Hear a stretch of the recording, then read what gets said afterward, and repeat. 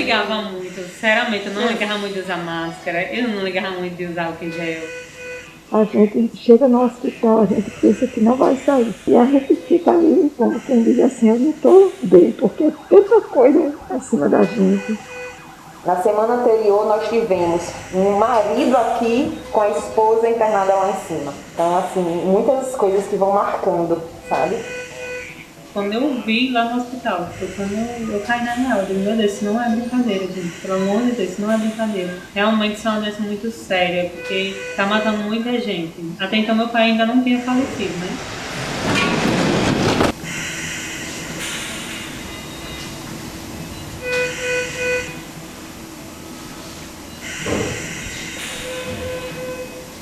Na China, um vírus misterioso surgiu na cidade de Wuhan. And we're deeply concerned that COVID-19 can be characterized as a pandemic. The CDC recommending Americans wear masks in public. 919 dead on Friday, the most in one day in any country. O estado de São Paulo confirmou na manhã de hoje a primeira morte pelo novo coronavírus no país, 3 semanas após o registro do primeiro caso. Estar na linha de frente, sofrer com a falta de equipamentos de proteção, com o aumento da jornada e trabalhar na pandemia é um desafio inédito para esses profissionais. Hoje, a Prefeitura de Manaus anunciou que está fazendo valas comuns, chamadas pelo órgão de trincheiras, para enterrar vítimas do novo coronavírus. In Brazil, the health service is ill prepared. In truth, it's already overwhelmed. They know this. Eu achava que era coisa de governo, de politicagem que estava acontecendo aí, mas eu imaginei isso. Eu disse, é porque eles querem ganhar, hoje esse ano tem eleição, eles querem, né? Só que quando eu passei pelo processo no hospital com meu pai, que eu vi, eu digo, a gente só sabe quando a gente vive. Quando a gente vê aqueles corpos saindo lá, né? Sabe? Aquelas, morrendo gente demais. Eu chorei só de eu ver. Só de eu ver o povo passando, gritando, chorando, né, ali. Eu disse, eu sei que meu pai não vai sair daí. Aí foi quando eu caí, na real. Quando eu vi lá no hospital. Aquele filho, sei lá, deixou o pai aqui, viu a última ideia que ele tem, a última imagem é de um paciente entubado, que quando a gente coloca um tubo na boca do paciente, ele perde a fisionomia. Ele perde a característica do indivíduo. Na verdade, a gente não tem noção, não tem. Você vê na televisão uma coisa, é diferente de você viver aquilo diariamente. É muito diferente. Não tem cabimento a gente atestar numa semana, num dia, fazer 3 atestados de óbito, sabe? É de você você chega em casa, vai estudar, mas meu Deus do céu, a gente às vezes até se questiona sobre a nossa técnica. Será que eu não estou sabendo o que é? Você para estudar e você vê que não, eu fiz tudo que eu podia, mas não deu. Esse não deu para quem trabalha com saúde, que trabalha com vida, isso é a coisa mais frustrante que existe na face da Terra, sabe? Eu estava tendo dor de cabeça e um frio e febre. Então, quando eu estava com febre, aí meu filho foi quando me levou para a UPA. Aí quando eu cheguei lá, ela disse que eu ia ter que ficar. Lá na UPA disseram que eu tinha que me internar, sabe? Então, meu pessoal, meu esposo, meus filhos, começaram a ter contato com as pessoas e em contato mesmo nessa noite, entre 10 horas da noite até meia-noite, eu estava já saindo para... A ambulância foi me pegar para eu ir para o hospital.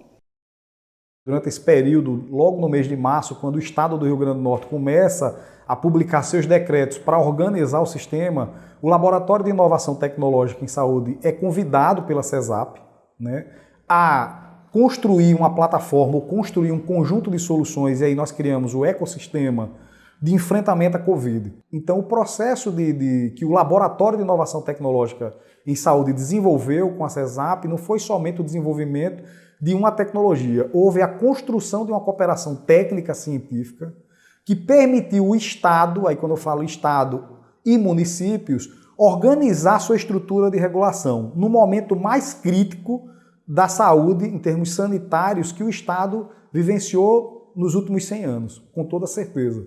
Então, esse momento crítico e a necessidade de querer salvar vidas e de preservar a dignidade dos usuários do SUS foi um dos primeiros pontos que promoveu esse engajamento, tanto do laboratório como da CESAP. As centrais de regulação, tanto a Central Metropolitana de Regulação quanto a Central do Oeste, em Mossoró, desenvolveram uma atividade nunca antes vivida por nenhum de nós. Tivemos a satisfação de poder contar com o apoio do LAIS, né, em desenvolver o sistema de regulação com a nossa cara, né, customizado com as nossas necessidades, a realidade do estado do Rio Grande do Norte, para que a gente pudesse, de alguma forma, enxergar a necessidade de leitos Covid no território e, com maior agilidade e celeridade, poder encaminhar os pacientes, respeitando a regionalização, a equidade, a universalidade, para um leito mais próximo de uma assistência mais adequada. Então, o Complexo Estadual de Regulação ele tem um papel fundamental na condução dessa política, a Política Nacional de Regulação, e foi o que a gente mais solicitou ao Laboratório LAIS, que a gente conseguisse enxergar os princípios do SUS dentro de um sistema de regulação. Porque até então nós não dispunhamos de um sistema de regulação, nós usávamos planilhas eletrônicas, e isso fez com que todo o processo regulatório fosse visto por todos os entes, né, do processo, trazendo um tensionamento no uso da ferramenta, né, porque muitas unidades não dispunham, às vezes, nem de um computador, nem de internet, então fez com que essas unidades pudessem buscar melhorias no seu processo de trabalho e avançar no uso do sistema e da ferramenta. A primeira reunião foi dia 18 de março, o primeiro contato que a gente teve assim, com eles, dia 18 de março, 19 de março fizemos outra reunião, 23 de março subimos a primeira instância do sistema. Muita webconferência, muita responsividade do pessoal da CESAP, do Giordano principalmente, que foi a pessoa que mais falou comigo, de 2 da manhã, 5 da manhã, 7 da manhã, independente da hora. Eu falava o que era uma regulação, ele respondia, e a gente ia levantando esse requisito e moldando. A gente recebeu essa capacitação de como funcionava todo o fluxo, desde o momento que o pessoal lá da UPA recebe um paciente até chegar, inclusive a gente chegou a passear por essas UPAs, para a gente entender como é que funciona de fato, até ele chegar no prestador, que seria o provedor do leito de UTI ou de enfermaria, da evolução clínica, do que significava uma pressão arterial média, do que significava uma saturação de oxigênio, tanto, todos esses detalhes a gente foi sabendo, inclusive os termos técnicos para a parte de gestão de leitos, que é contemplada também dentro do Regular RN hoje.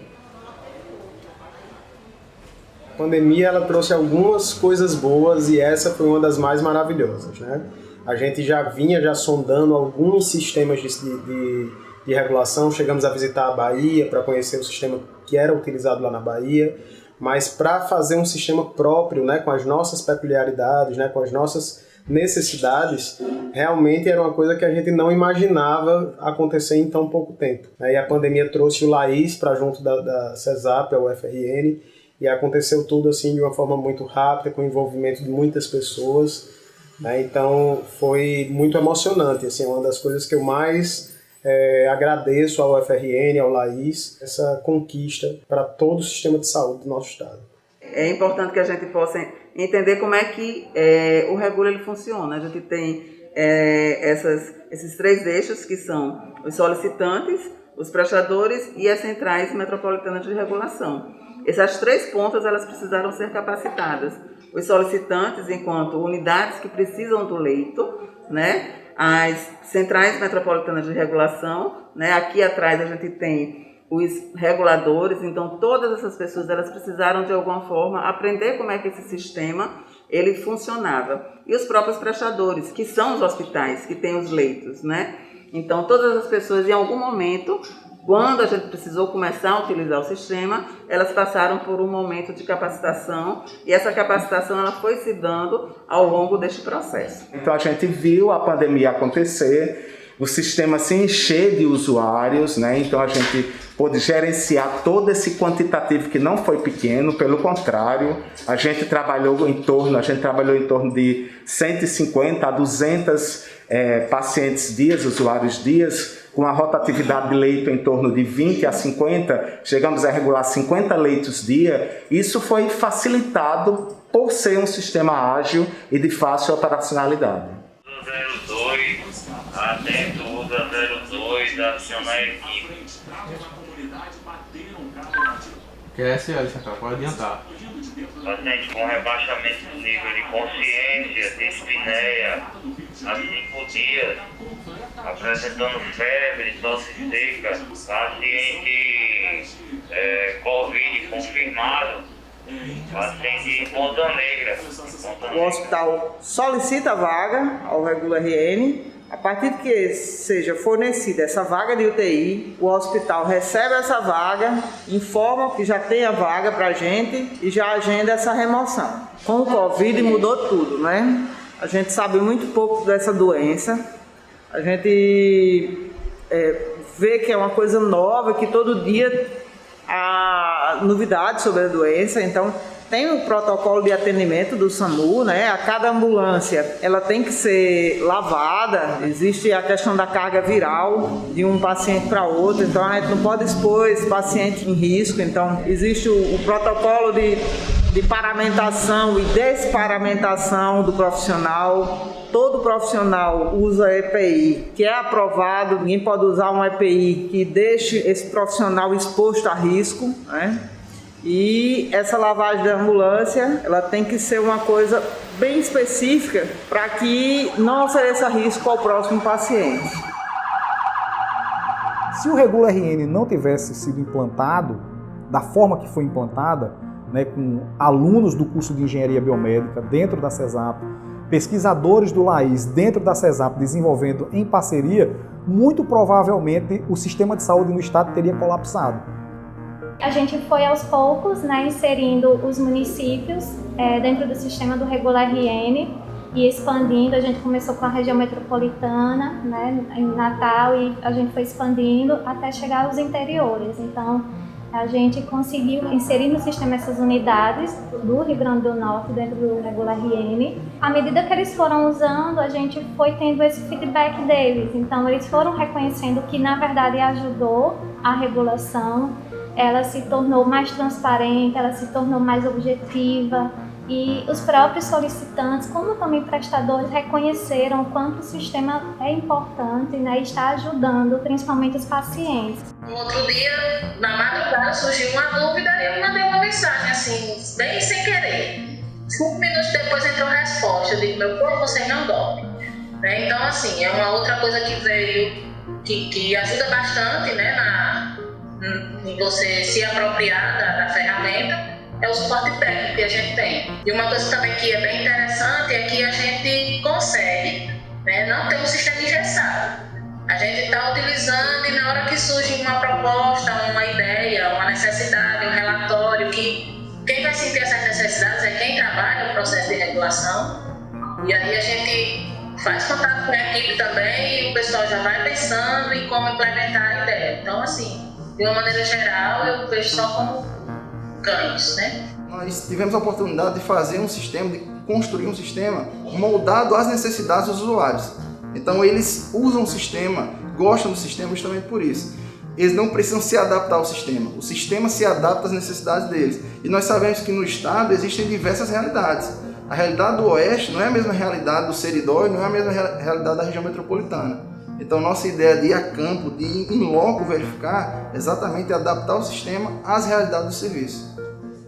Através do sistema de monitoramento, dá para ver todas as rotas de regulação e transferências de ambulâncias do SAMU e das ambulâncias comuns entre os 167 municípios e as cidades polo com hospitais regionais e especializados. Especialistas do Laboratório de Inovação Tecnológica em Saúde da Universidade Federal do Rio Grande do Norte promoveram um encontro que discutiu o papel e a importância do sistema Regula RN. E como o Murilo falou, atualização a cada 5 minutos. O Ayrton Freire entrou ao vivo dizendo que haviam 37 pessoas esperando um leito de UTI. Isso. Na matéria hoje pela manhã eram 35 e agora são 34 pessoas esperando por um leito de UTI no Rio Grande do Norte. A gente pode verificar aqui, ó. O Regula RN vai passar a ser utilizado pela CESAP como uma forma de agilizar a regulação dos pacientes e dar também mais transparência aos dados sobre a doença no estado.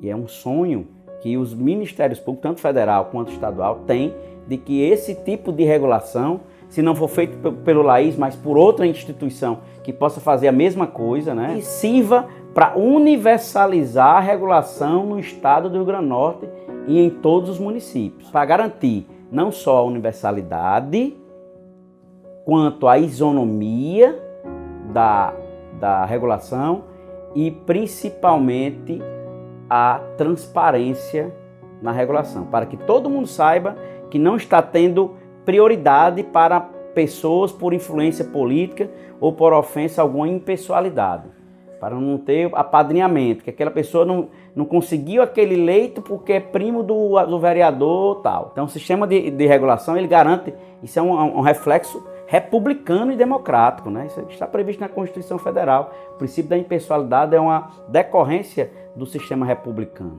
E é fundamental que esses valores eles sejam entranhados na regulação, tornando uma regulação, repito, universal, democrática, isonômica, transparente e principalmente eficiente. Então o Regula trouxe essa justiça, digamos, né? Porque a gente sabe que todo mundo quer ser internado. Óbvio, quem está doente, eu quero que meu pai tenha o recurso necessário. Só que tem muita gente e nem todos têm. Alguns podem esperar um pouco, mas aquela Dona Maria não pode. Ela tem que ir na frente. Então, quando a gente tem um sistema que conecta as necessidades com as disponibilidades e torna isso universal e consegue, com parâmetros técnicos, determinar quem vai para aquele leito, isso é o que o SUS prega, que é a questão da equidade, da universalidade, de tratar diferente os diferentes. Quem tem mais necessidade vai ser priorizado. Então, a Regula trouxe isso, trouxe essa justiça social, digamos. Isso dá muita segurança para o médico que está na ponta, né, para poder estar recebendo aquele paciente que realmente recebeu o direito ao leito, né, o acesso ao leito de forma democrática, de forma equânime. Acho que a gente está conseguindo sair mais fortalecido, com um entendimento maior do que é realmente fazer regulação, não só por nós aqui enquanto reguladores, mas por todas as unidades, né, que precisam entender o quão importante é você ter um sistema de regulação transparente, que respeite os princípios do SUS e que faz com que também os gestores tenham indicadores, que tenham informações através do sistema, onde ele possa, com esses indicadores, melhorar o processo de gestão da sua rede assistencial, né, da gestão do cuidado, a gestão de leitos.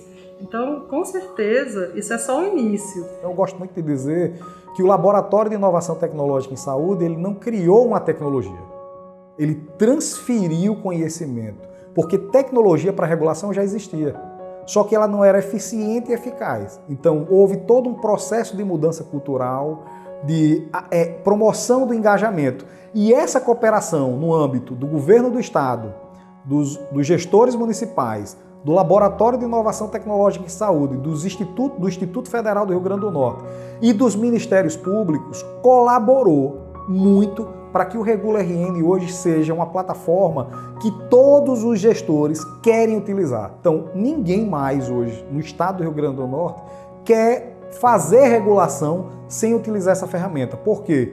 Porque além dela promover o controle social e dar transparência, ela dá segurança para todo o processo de regulação, porque ela é auditável e consegue deixar registrado todo o trabalho operacional que foi feito nela. Eu tenho uma pequena poesia que é Não Pares. Esta poesia é de Doelder Câmara. Não pares. É graça divina começar bem. Graça maior persistir. Na caminhada certa, manter o ritmo. podendo ou não podendo, caindo embora aos pedaços, chegar até o fim.